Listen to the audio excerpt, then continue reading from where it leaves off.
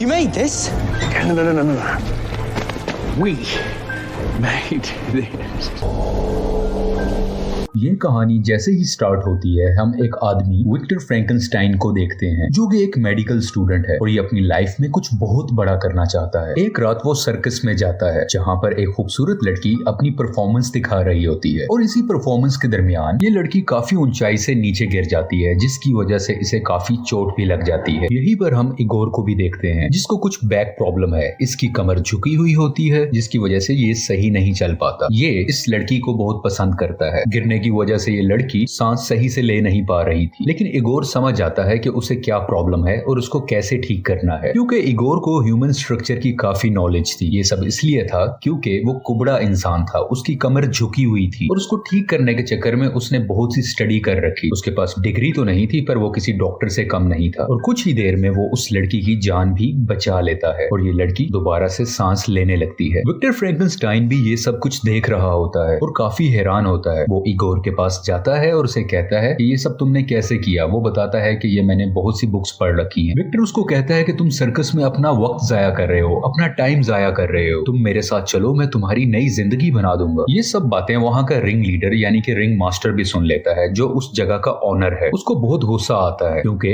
Igor वहां से जाना चाहता था। वो उसको एक पिंजरे में बंद कर देता है और उसको धमकी भी देता है कि अगर तुमने यहाँ से बाहर जाने का सोचा तो मैं तुम्हें पुलिस के हवाले कर दूंगा, तुम मेरे गुलाम हो और तुमने जितनी भी ह्यूमन बॉडी की एजुकेशन हासिल की है वो सब चुराई गई बुक से हासिल की है और पुलिस जरा भी देर नहीं लगाएगी तुम्हें पकड़ने में। अभी कुछ ही वक्त गुजरा होता है कि विक्टर फ्रैंकेनस्टाइन वहां पर आ जाता है और इगोर को उस पिंजरे से आजाद करके भागने लगता है। यहाँ पर सर्कस वाले दूसरे लोग भी इनको देख लेते हैं, वो इनका पीछा करते हैं, लेकिन काफी मुश्किल से उन सब से बचते हुए विक्टर इगोर को अपने घर पर सही तरीके से वापस ले आता है। घर पर पहुंचते ही सबसे पहले विक्टर कुछ इंजेक्शंस और दवाइयों की मदद से उसकी कमर के अंदर मौजूद पीप यानी कि कुछ गंदा मटेरियल निकाल लेता है ताकि उसका बॉडी पोस्चर्स ठीक हो सके और यहाँ पर इगोर ठीक भी हो जाता है और वो पहली दफा सही तरीके से खड़ा हो पाता है। यानी कि अब इगोर एक कुबड़ा इंसान नहीं है, वो सही से चल सकता है। दूसरी तरफ हम एक पुलिस ऑफिसर को भी देखते हैं जो कि कुछ लोकल कत्ल और इगोर के गायब होने की इन्वेस्टिगेशन कर रहे होते हैं। विक्टर इगोर को बताता है कि मैं एक एक्सपेरिमेंट जिसका नाम है रिवर्सल ऑफ डेथ उस पर काम कर रहा हूँ, यानी मैं मरे हुए इंसान को, किसी जानवर को दोबारा से जिंदा कर सकता हूँ, लेकिन इसके लिए मुझे बहुत काम करना है और तुम मेरी हेल्प करोगे। यहाँ पर वो एक कंटेनर में इंसानी आंखें भी दिखाता है जिसमें से जब वो करंट पास करता है तो वो आंखें मूव होने लगती हैं। इगोर इतना स्मार्ट होता है कि यहाँ पर वो विक्टर की एक गलती को ठीक करता है। वो उसे बताता है कि तुमने आंखों की नर्व्स को सही से अटैच नहीं किया। जब विक्टर देखता है तो वो बहुत खुश होता है कि उसने उसकी गलती ठीक की और बहुत ज्यादा इंप्रेस होने लगता है और वो इगोर को अब अपना असिस्टेंट बना लेता है। अब कुछ वक्त गुजरने लगता है। यहाँ पर ये दोनों मरे हुए जानवरों के बॉडी पार्ट्स को जिंदा करते हैं। ये दोनों डिफरेंट बॉडी पार्ट्स की मदद से एक जायंट चिंपैंजी बनाना चाहते हैं जो किसी मॉन्स्टर से कम नहीं होगा। ये साइंस को एक नेक्स्ट लेवल पर लेकर जाना चाह रहे होते हैं। काम करने के बाद विक्टर और इगोर एक पार्टी में जाते हैं जहाँ पर इगोर उसी खूबसूरत लड़की से मिलता है जिसको शुरू में हमने सर्कस में देखा था। वो लड़की इगोर को पहचान तो नहीं पाती, लेकिन इगोर अब भी उससे काफी मोहब्बत करता है, काफी प्यार करता है। यहाँ पर विक्टर उसको उस लड़की से दूर रहने के लिए कहता है। वो बताता है कि वो तुम्हारे लिए डिस्ट्रैक्शन है और तुम्हारा सारा फोकस उस लड़की पर गया तो तुम काम पर फोकस नहीं कर पाओगे। खैर अब ये दोनों अपने घर पर वापस आ जाते हैं। यहाँ पर पहली बार हम उस मॉन्स्टर्स चिंपैंजी को देखते हैं जो मुख्तलिफ इलेक्ट्रिक वायर्स में जकड़ा होता है। अब इलेक्ट्रिसिटी गुजारने का टाइम है। इस मरे हुए चिंपैंजी से इलेक्ट्रिसिटी गुजारी जाती है ताकि वो फिर से जिंदा हो सके। इगोर काफी कंफ्यूज हो रहा होता है यहाँ पर, लेकिन उसकी कंफ्यूजन उसी वक्त दूर हो जाती है जब मरा हुआ चिंपैंजी मूव करने लगता है, यानी कि इनका एक्सपेरिमेंट कामयाब हो चुका है।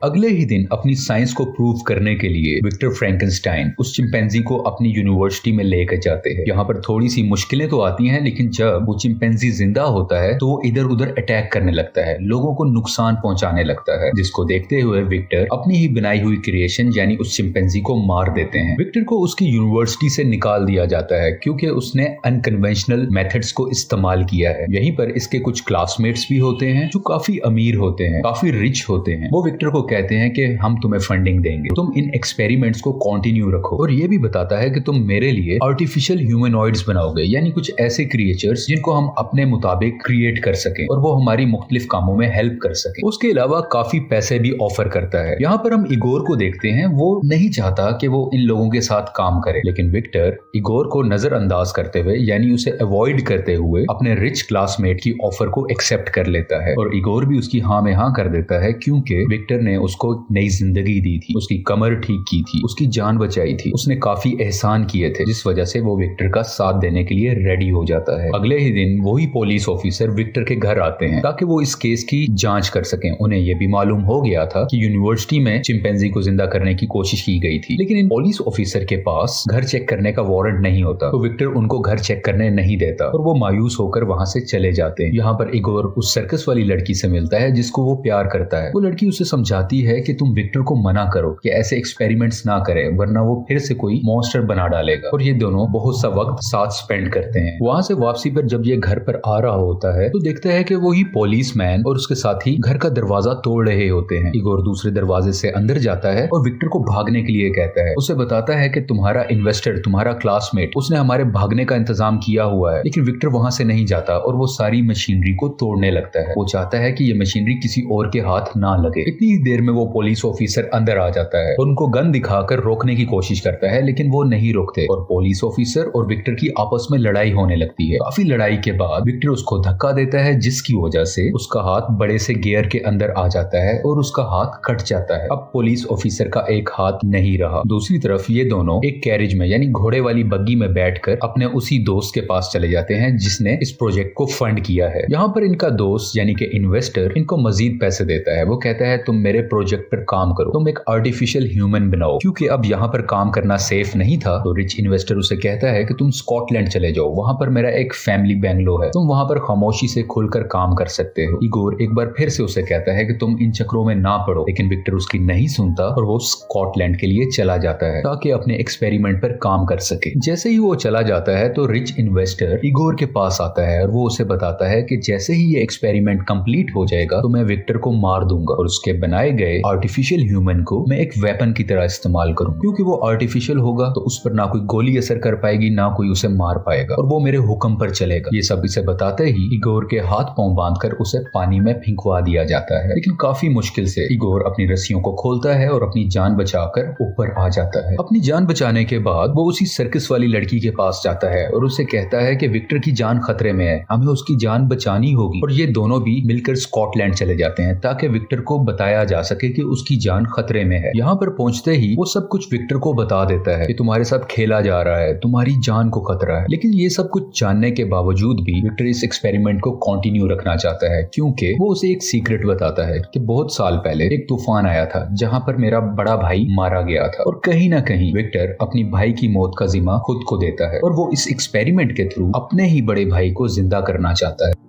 कुछ ही देर में वो इन्वेस्टर और पुलिस ऑफिसर भी यहाँ पर पहुंच जाते हैं जबकि विक्टर अपना एक्सपेरिमेंट कर रहा होता है। एक्सपेरिमेंट के दौरान बहुत ज्यादा ओवरलोडिंग हो जाती है, यानी बहुत ज्यादा बिजली जनरेट हो जाती है, जिसकी वजह से हर जगह तबाही मचने लग जाती है, हर चीज तबाह होने लगती है और उनकी मशीन काफी ज्यादा ब्लास्ट हो जाती है और इसी ब्लास्ट की वजह से उस इन्वेस्टर की यहीं पर मौत हो जाती है। पुलिस ऑफिसर विक्टर को कहता है कि इस सब तबाही के पीछे तुम हो, तुम्हारी वजह से ये सब कुछ हो रहा है। और इसी बातचीत के दरमियान वो बनाया गया मॉन्स्टर अपनी जगह से उठता है और मूव करने लगता है। विक्टर कहीं ना कहीं खुश होता है कि शायद उसका बनाया गया एक्सपेरिमेंट कामयाब हो गया है। विक्टर उस मॉन्स्टर से बात करने की कोशिश करता है लेकिन वो कुछ भी नहीं बोलता और वो मॉन्स्टर एक ही जगह पर खड़ा रहता है। पुलिस ऑफिसर काफी डरा होता है क्योंकि ये मॉन्स्टर काफी खतरनाक लग रहा था और वो अपनी गन निकालकर उसकी तरफ शूट करता है, जिससे उस मॉन्स्टर को काफी दर्द होता है और वो उस पुलिस मैन पर अटैक करता है और उसको मार देता है। उसके बाद ये मॉन्स्टर विक्टर और इगोर से भी लड़ने लगता है, उनको भी नुकसान पहुंचाता है, लेकिन आखिरकार काफी लड़ाई के बाद ये दोनों मिलकर उस मॉन्स्टर को वहीं पर मार देते हैं। एंड पर विक्टर को समंदर के किनारे बैठा दिखाया जाता है। वो इगोर को एक लेटर लिखता है जिसमें वो उसको कहता है कि तुम उस लड़की से मिल सकते हो क्योंकि शुरू में इसने उसको मना किया था उससे मिलने से। इसके अलावा लेटर में विक्टर ने उससे माफी भी मांगी होती है क्योंकि इगोर बार बार उसे मना करता रहा लेकिन उसने उसकी एक भी नहीं सुनी और ये मूवी इसी सीन पर खत्म हो जाती है। Thank you so much.